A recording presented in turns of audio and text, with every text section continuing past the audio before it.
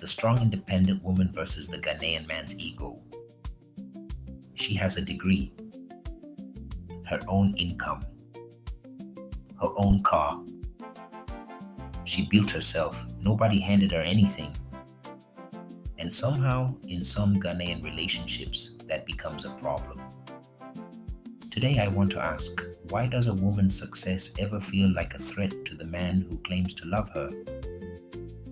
Something is happening in Ghanaian relationships that nobody wants to say out loud at a family gathering. Our women are rising in education, in careers, in confidence, in independence. And that is genuinely something to celebrate. But behind closed doors, in bedrooms and kitchens and WhatsApp arguments that go on until 2 a.m., a very specific friction is playing out. The friction between a woman who knows her worth and a man who wasn't prepared to meet her there. Now, before anyone turns off this video, I want to say from the start, I am not here to make the woman the hero and the man the villain, or vice versa. This is not that kind of video. What I want to do is go deeper, because I think both of them are carrying something real. And until we name both things honestly, nothing changes. Let me paint you a picture that many people watching this will recognize. A couple, both Ghanaian, both hardworking. She gets a promotion. Her salary is now higher than his. She comes home excited. She has worked years for this moment. He says congratulations. But something shifts. He becomes quieter, more withdrawn. He starts making small comments about how she doesn't need him. He stops initiating plans, conversations, intimacy. She notices. She tries to downplay her success to make him comfortable. And she is angry at herself for doing it. Or this one, she is outspoken, educated. She has opinions and she shares them in public, with friends, even in front of his family.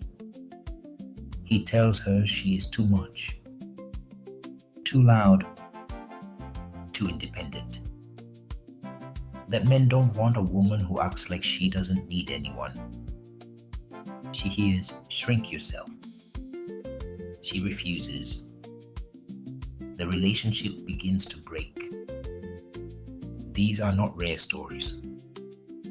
These are conversations happening in Accra, Kumasi, Takoradi, Tema, and in Ghanaian homes across the diaspora right now, today. And both people in them are in pain. Both experiences, equal time, equal honesty. Her experience. Let me start with her, because I think her experience is the one that gets dismissed most quickly. She worked, she studied when others were out, she sacrificed, she built herself piece by piece.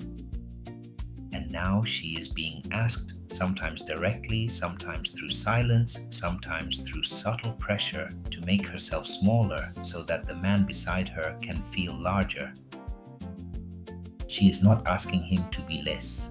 She has never once suggested his success makes her uncomfortable. She celebrated every promotion he got. She supported his business idea. She was his loudest advocate. And now her success is the problem. There is a particular loneliness in being a successful Ghanaian woman, because you are told from one side, by feminism, by education, by your own ambition, to rise. And then you are told from another side, by culture, by family, by the man you love, to contain yourself. It is hard to do both, to be both, and to never be fully accepted for either. And the most painful part, many of these women don't want to be alone. They want a partner, they want love, they want someone who can stand beside them at their full height, not someone they have to shrink for. Pressure to minimize her achievements to protect his comfort. her confidence being labeled as arrogance or aggression, being penalized for the same ambition that is celebrated in men, loneliness of succeeding without being fully celebrated at home, a quiet identity crisis, his role as provider feels redundant, fear of being seen as less capable than the woman he loves, no language or model for what a Ghanaian man looks like beside a thriving woman, pride that was trained into him now working against the relationship. Now let me say something for the man, and I ask the women watching to stay with me here because this part matters too. He did not invent his ego, he was given it. From the day he was born, Ghanaian society told him one thing with remarkable consistency. A man's value is measured by what he provides, by what he earns, by whether his woman needs him. That was the definition of success handed to him, not by his own choosing, but by every elder, every proverb, every sermon, every observation of the men around him. So when a woman arrives who does not need him financially, who is sharper, more organized, more ambitious, and he feels a quiet hollowness where his purpose used to be, that is not simply ego. That is a man having an identity crisis in real time with no vocabulary for it and no one to talk to about it. Remember episode 2, he doesn't open up. So he acts out instead. He withdraws, he criticizes, he controls. I am not excusing the behavior. Controlling a woman, diminishing her, making her feel guilty for her own success, that is wrong, full stop. But if we want it to stop, truly stop, we have to understand where it comes from. Because you cannot fix a problem you have only diagnosed as he has ego. The real diagnosis is he was given a definition of manhood that no longer fits the world he is living in. And nobody helped him update it. The way through, practical and honest. The truth both sides need to hear. So where does this leave us? I want to give both sides something concrete, not a list of demands, but a reframe. To the women, your success is not the problem. Do not shrink. But, and this is important, consider how you carry it. There is a difference between a woman who is confident and a woman who uses her success as a weapon in an argument. One builds. One destroys.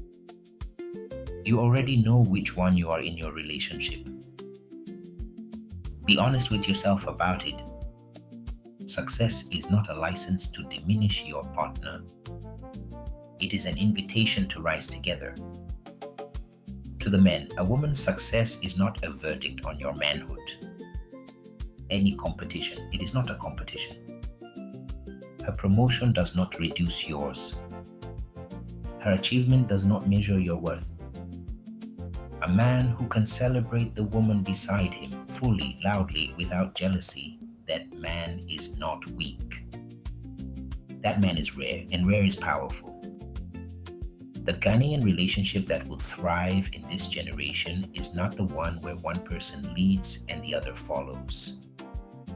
It is the one where two capable people decide deliberately, out loud, what we are building together and how we each contribute to it. That conversation requires both people to let go of old scripts. It requires her to stop waiting for him to catch up and him to stop waiting for her to come down.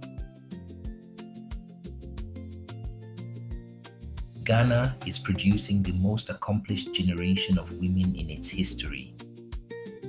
That is not a threat to Ghanaian men. That is an opportunity for Ghanaian men to become the kind of partners this generation of women actually deserves. And for the women, the right man will not ask you to choose between your ambition and his comfort. The right man will build a life wide enough for both of you.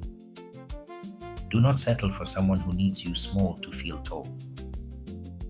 I want to hear from both of you in the comments. Women, Have you ever felt pressured to downplay your success in a relationship?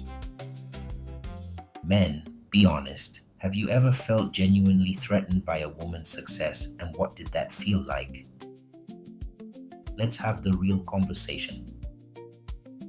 Not the one we perform on social media, the honest one. If this video said something you have been trying to say to someone for a long time, share it. Let it do the talking for you.